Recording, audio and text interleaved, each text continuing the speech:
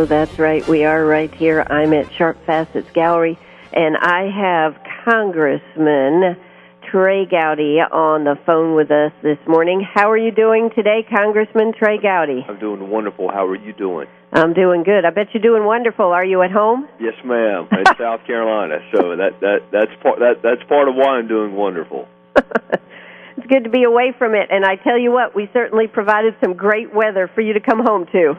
Yes, ma'am. And we've got some plant tours this week, and I will stop in on some police stations and sheriff's departments, and looking forward to a good week in South Carolina, and then we'll head back up there, I guess, a week from today. Have you come up with a pet name for Washington, D.C.? I have not.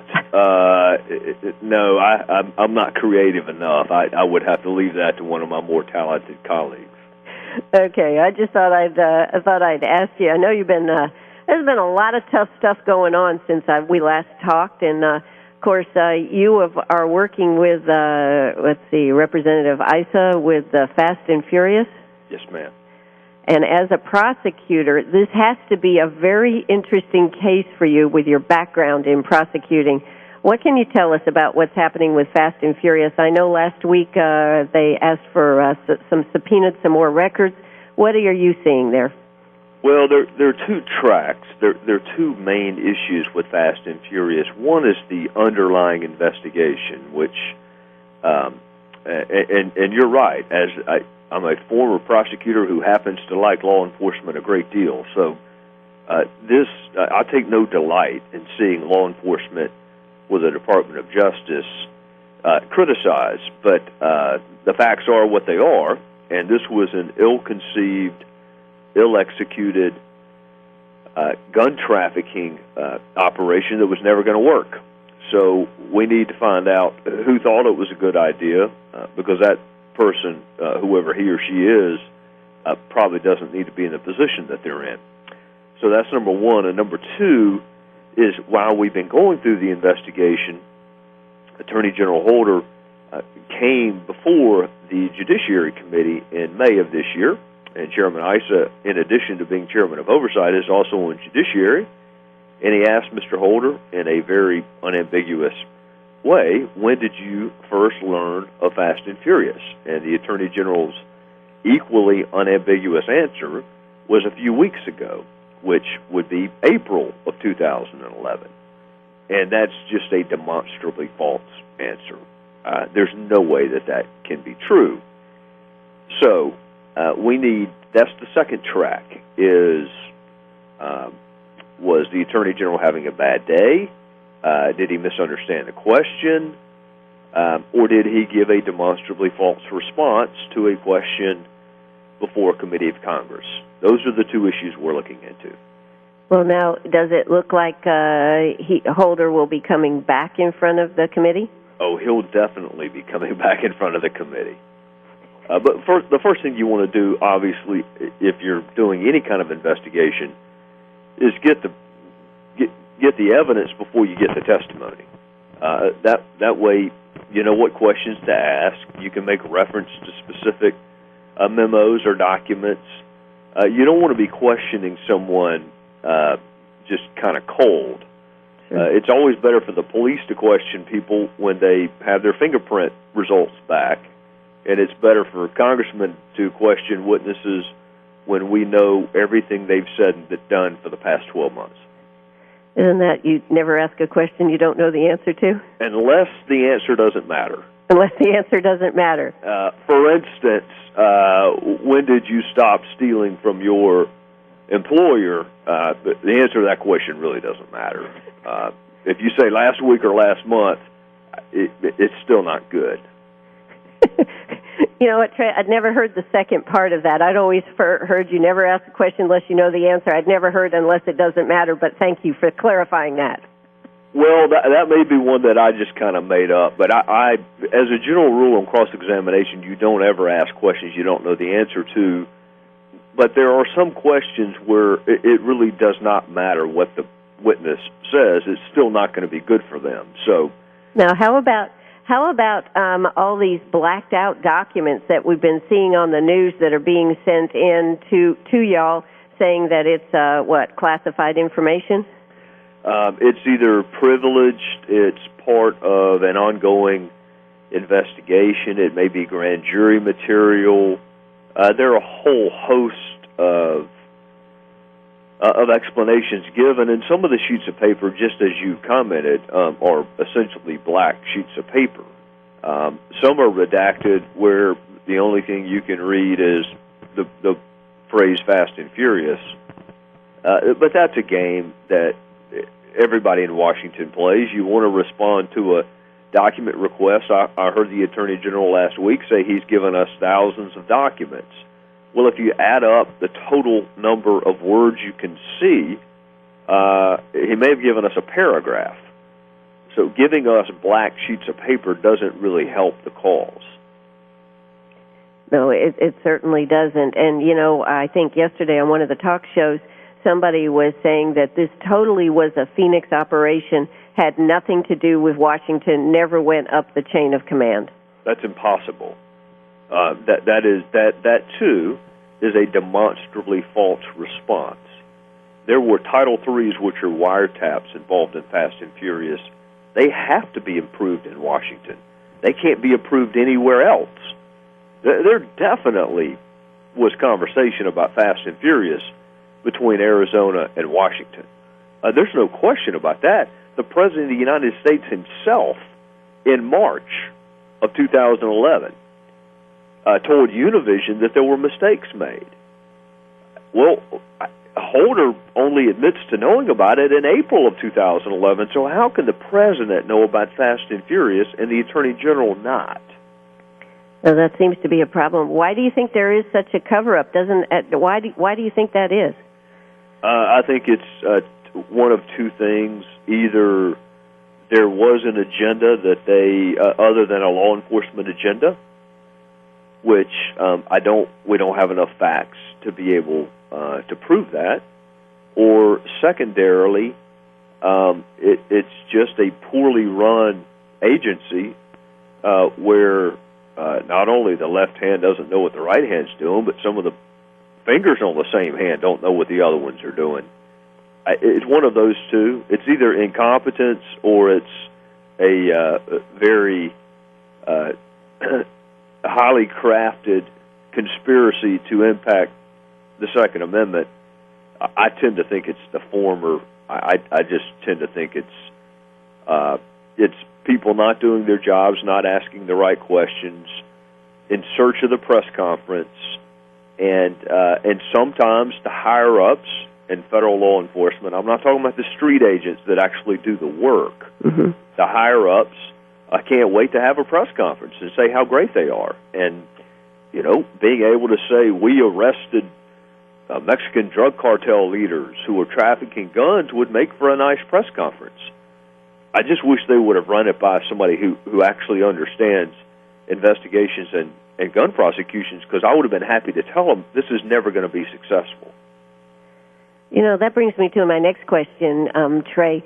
Why do you are, of course, from South Carolina, local prosecutor. As you look at what's happening here in Washington, not only from the debt ceiling to now Fast and Furious and the NLRB, what are you thinking as you look over all these things? I think the country is divided, Ann, and I think that while in South Carolina it's we're certainly not a monolith, a vast majority of our citizens would believe correctly that the NLRB action against Boeing was a total, complete, abject overreach. And we would think that Fast and Furious was an abject failure. But there are pockets of our country that don't feel that way. And so what I think is, in South Carolina, sometimes there's a contest between this conservative or this quasi-conservative or this, they may want to use the word rhino or moderate Republican, but they're shades of difference. You go to other pockets of the country, and it's night and day. And and that's been eye-opening for me because I've spent most of my life in South Carolina. And I'll tell you the same thing I tell folks I run into at church. The most liberal person you know in South Carolina is a moderate up there. That has to be hard for you to work with Trey. Well, I have no expectation of us being able to work together. So now I think you can be civil with one another. And there are people up there that, Elijah Cummings, you probably saw Elijah Cummings on with Mr. Issa. He is the ranking member of oversight. Mr. Cummings and I don't agree on much of anything politically, but he has South Carolina roots, and his life story is very compelling. His parents forced him to get a good education. At one point, he was put in remedial classes. He had a principal tell him that he would be lucky to graduate high school. And he went on and got a law degree and had a successful law practice, and now he's in Congress. Those kind of up by the bootstrap stories I enjoy hearing. It's just in terms of working on legislation together or finding solutions together. Mr. Cummings will be the first to tell you, look, Gowdy's too conservative for me to work with. So where sometimes we get asked, why don't you guys work together better? Because we have totally different views on what the correct answer is. I do think it's acceptable to ask, why don't you treat each other better? Or why isn't the tone of your political discourse a little higher? That's a fair question. Well, with those type of statements, though, Trey, how can we have an effective outcome? You win. You have elections, and that's the difference between marriage, where there is some compromise, and politics. You don't have elections in marriage, or you're not supposed to have elections. We should say. So there are relationships where you do want to, bend here and bend there. And if you agree on a program and it's a question of whether or not to spend $100 or $80, and you want to meet at $90, I guess you can do that, except for the fact that we're $15 trillion in debt, so we probably ought to do the 80. But these are issues where we just fundamentally have a different view. Whether it's Obamacare with the individual mandate, whether it's drilling permits, whether it's the pipeline from Canada into the United States, carrying oil from the oil fields in Canada, where the environmentalists just flat out don't want it. And I mean, there are some areas where you just have to have an election, and a majority of the people are going to vote one way. And as the president so famously said, there are consequences for elections. So I think that's what we do, is we continue to make our case to that, group. How big it is, I don't know, 10, 12, 15% of the folks who seem to be perennially undecided. You make your argument to them, and if we can't make our argument to them now with 9.5% unemployment, $15 trillion in debt, 3 wars and more if you count the troops in Uganda now, then we're not very persuasive. Well, speaking of the presidential elections, as you look at who is up on the Republican side, have you made any decisions on who you think would be the person you can put your name behind? No, ma'am, I have not, but in the interest of full disclosure, even when I do, I'm probably going to keep it to myself for this reason. Your listeners all have high political IQs, and they read and research as well, if not better, than I do. They don't need me to tell them who to vote for, and most of them would not want me to tell them who to vote for. The second reason, though, is I want all the candidates to come to the upstate of South Carolina as many times as they're willing to come. And if I am perceived as showing favoritism or having a bias towards one candidate, the other candidates may use that as an excuse to say, well, I won't get a fair hearing. He won't take me to the Beacon and to Tommy's Ham House, and he won't take me down to Simpsonville or up to Traveler's Rest. I want people to say, yeah, Gowdy gave me the same opportunity he gave the person before me.